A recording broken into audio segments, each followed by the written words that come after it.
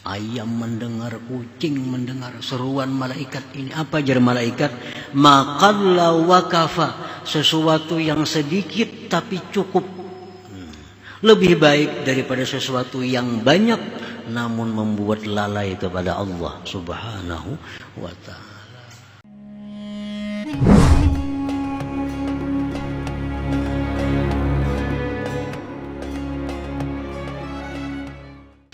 Hikmah yang ke-225 dari Al-Hikam. Berkata Imam Ahmad ibnu Athaillah As-Sakandari rahimahullah wa nafa'ana bi'ulumihi wa asrarih.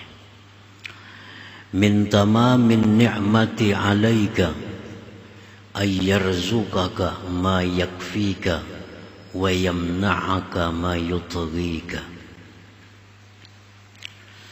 Artinya daripada kesempurnaan nikmat atas engkau,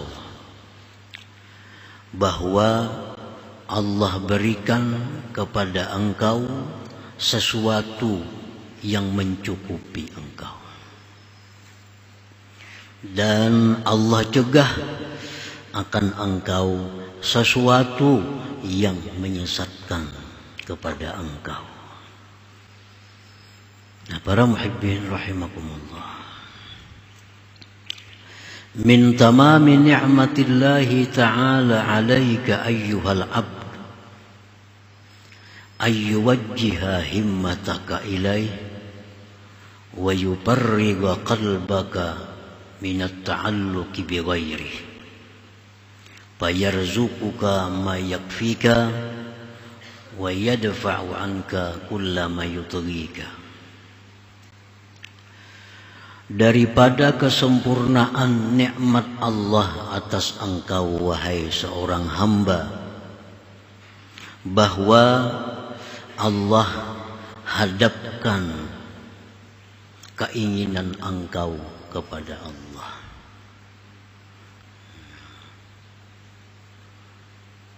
Ini bagian dari kesempurnaan nikmat Allah. Nah, bukakan hati kita untuk dekat dengan Allah. Allah bukakan hati kita ini, semakin hari semakin dekat dengan Allah. Ini kesempurnaan nikmat, dan jarang ada orang yang diberi Tuhan demikian. Jarang ada orang yang berpikir bahwa hidupnya ini tiap hari makin dekat dengan Allah. Hari ini lebih dekat lagi dari hari yang kemarin. Esok lebih dekat lagi.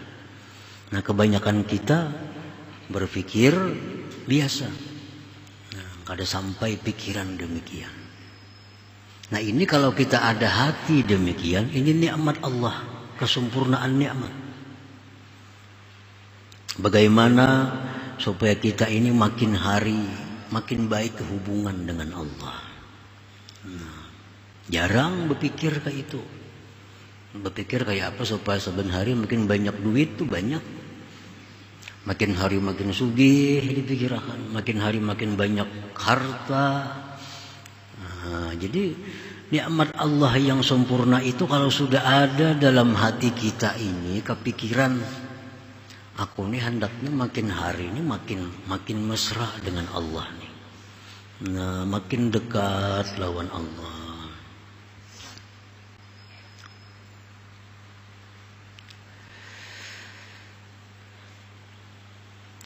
Wa yufarriga qalbaka min at-ta'alluq bi ghairihi, dan kesempurnaan nikmat Allah juga, Allah kosongkan hati engkau daripada ketergantungan dengan selain Allah.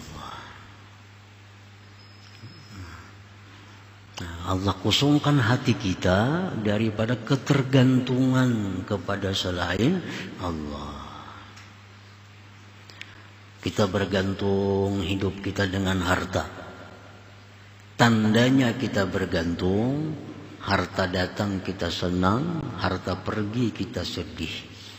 Berarti kita ketergantungan dengan harta. Istri tergantung dengan suami.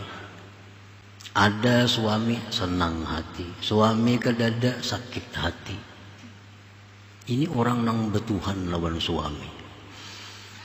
Ketergantungannya kepada suami bukan kepada Allah.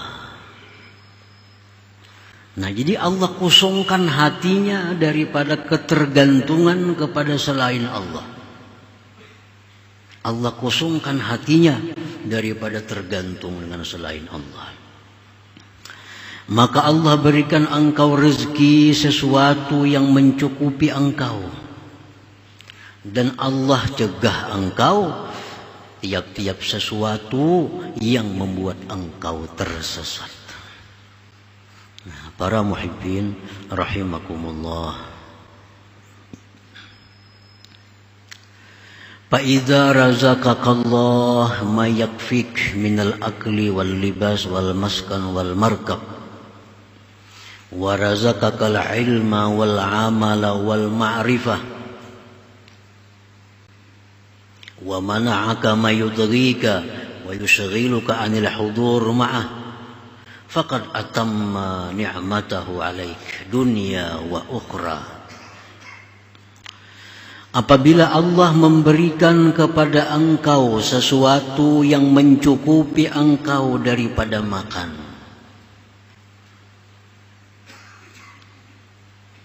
pangan cukup di rumah, hendak makan ada, kada kasana kamari mencari kada sampai hutang hendak makan, Allah beri cukup pangan.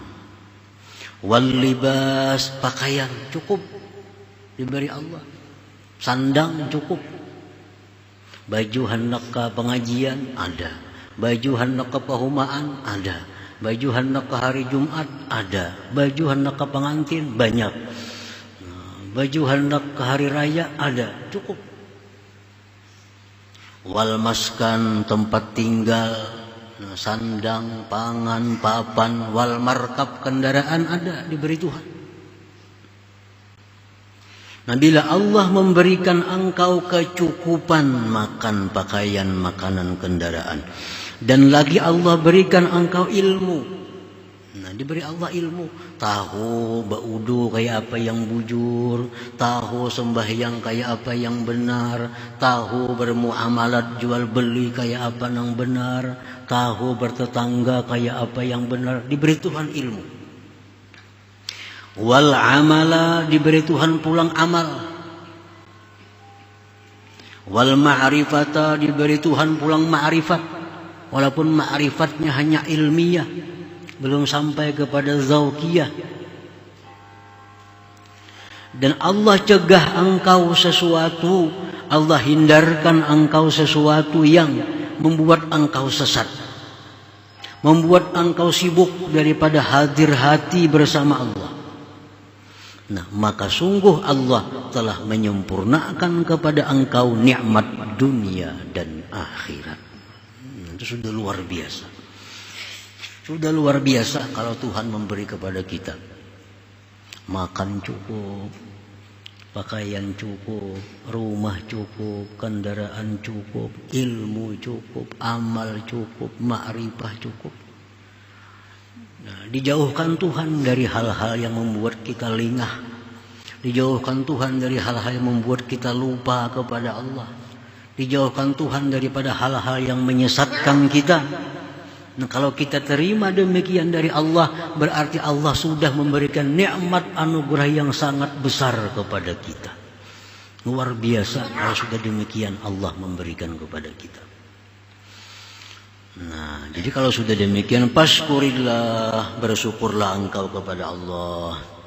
Ala ma an'ama alaik, atas apa yang Allah berikan kepada engkau itu. Syukurilah itu. Ya, syukuri. Wadzalik bisarfiha ila ma fihi ridha. Bersyukur itu artinya adalah menggunakan semuanya itu kepada sesuatu yang diridhai oleh Allah Subhanahu wa taala. Nah, para muhibbin rahimakumullah, ini kabul doa Rabbana atina fid dunya hasanah wa fil akhirati hasanah wa qina azabannar. Kalau sudah dapat yang demikian itu. Qala ba'du syarihil hikam wujdanul kifayah minar rizqi wa adamu ziyadah 'alaiha wan nuqsan minha min ni'amillahi tammatil kamilati 'alal 'abdi. Adanya kecukupan rezeki dan tiada lebih atasnya, tiada kurang daripadanya. Itu adalah nikmat Allah yang sempurna atas seorang hamba. Nikmat. Nikmat ini artinya sesuatu kelezatan, kesenangan yang dipuji akibatnya. Itu nikmat. Nah, sesuatu kenikmatan, kesenangan, kelezatan, tapi dipuji akibatnya, itu nikmat. Bila kita diberikan Allah kecukupan rezeki tanpa lebihan, tanpa kekurangan, itu nikmat yang sempurna seorang hamba. Lima lahu bidzalik min husuli jami'i masalihid diniyyati wad dunyawiyah, karena itu berkecukupan adalah hasilnya sekalian kemaslahatan agama dan kemaslahatan dunia. Kalau kita diberi Tuhan berkecukupan, nah berkecukupan diberi Tuhan, itu sudah Tuhan berikan kepada kita maslahat dunia, maslahat akhirat sudah. Amma masalihud diniyah, adapun maslahat agama, fi adami ziyadah 'alal kifayah, pada ketiadaan lebih atas cukup, fa zahirun zahir. Jelas. Orang yang berkecukupan, kada berlebihan, itu maslahat agamanya jelas nampak.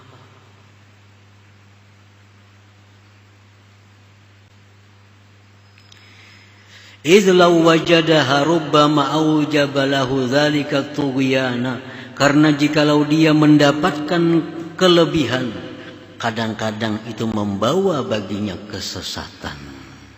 Nah, kalau ini rezeki, pakaian, minuman, pakaian, rumah, kendaraan, duit berlebihanan, ini bisa membawa kepada kesesatan. Nah, membawa kepada tughyan, sesat artinya. Kama qala Allah Ta'ala, innal insan la yatgha ar-ra'ahu istaghna. Fal istighna huwa wujudu ziyadah 'alal kifayah wa huwa sababut tughyan. Allah berfirman bahwa manusia itu tersesat. Manusia itu sungguh sesat bila mana dia merasa sudah kaya. Nah, kaya itu artinya adalah berlebihan dari kecukupan. Berlebihan dari kecukupan itu merupakan sebab tersesatnya seseorang. Dan tersesat itu aslu kulli ma'siyatillah azza wa jal, pokok dari segala kemaksiatan kepada Allah subhanahu wa ta'ala. Wa qissatu Sa'labah ibni Hatib hina talaba ad-du'a minan Nabi sallallahu alaihi wasallam ay yarzuqahu Allah malan wa ma'ala ilaihi amrun masyhur. Kisah Sa'labah bin Hatib ketika dia minta doakan kepada Nabi agar diberi harta, itu masyhur kisahnya, walaupun kisah ini diragukan kesahihannya. Tetapi bukan itu yang kita ambil intinya. Yang kita ambil di situ adalah contoh orang yang tersesat dengan kayanya, dengan berlebihannya. Para muhibbin rahimakumullah, dikisahkan Sa'labah ini waktu dia miskin, dia fakir hidupnya, serba kekurangan. Ini serba kekurangan. Belum cukup, serba kekurangan. Dalam kondisi kekurangan itu, Sa'labah ini sangat rajin beribadah kepada Allah. Sembahyang 5 waktu selalu bersama Rasulullah sallallahu alaihi wasallam. Padahal waktu dalam keadaan iftakar, fakir. Makan kada cukup, tempat tinggal kada cukup, pakaian serba kada cukup. Tapi di saat demikian itu, Sa'labah sangat rajin beribadah berjamaah bersama Rasulullah sallallahu alaihi wasallam. Nah, satu hari Sa'labah ini minta kepada Rasulullah didoakan agar diberi harta. Nah, diberi harta. Ujar Nabi, wahai Sa'labah, qalilun tuaddi syukrah khairun min katsirin la tutiquh. Sedikit, fakir, miskin, tapi engkau bisa beribadah. Bisa beribadah. Lebih baik daripada engkau kaya tapi tidak bisa beribadah. Berapa hari kemudian Sa'labah datang pulang lawan Nabi. Ya Allah, ya Rasulullah, doakan kepada Allah agar ulun diberi harta. Jar Nabi, wahai Sa'labah, ikuti aku. Aku, jar Nabi, andai kata gunung itu ku minta jadi emas, jadi emas. Tapi tidak aku lakukan demikian. Dingin pulang Sa'labah. Beberapa hari kemudian datang pulang. Ya Rasulullah, doakan kepada Allah agar ulun diberi harta. Dan ulun berjanji, bila ulun punya harta, ulun jadi orang yang sosial. Ulun jadi orang yang pemurah. Nah, apa di Nabi kita? Allahumma rizuk Sa'labah mal. Ya Allah, berikan Sa'labah ini harta. Nah, lalu Sa'labah beternak kambing. Ternak kambing. Ternak Sa'labah didoakan Rasulullah. Didoakan oleh Nabi. Kambing ini berkembang macam ulat. Kampung di mana Sa'labah tinggal kada muat lagi menampung kambing Sa'labah.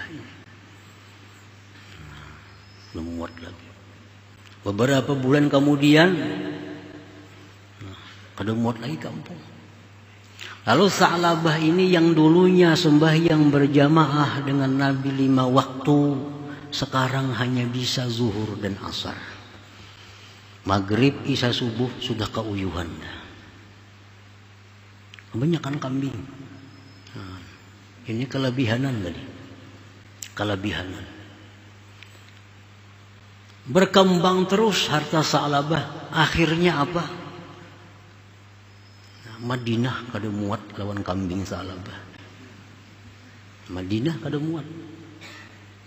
Sa'labah hijrah meninggalkan Madinah.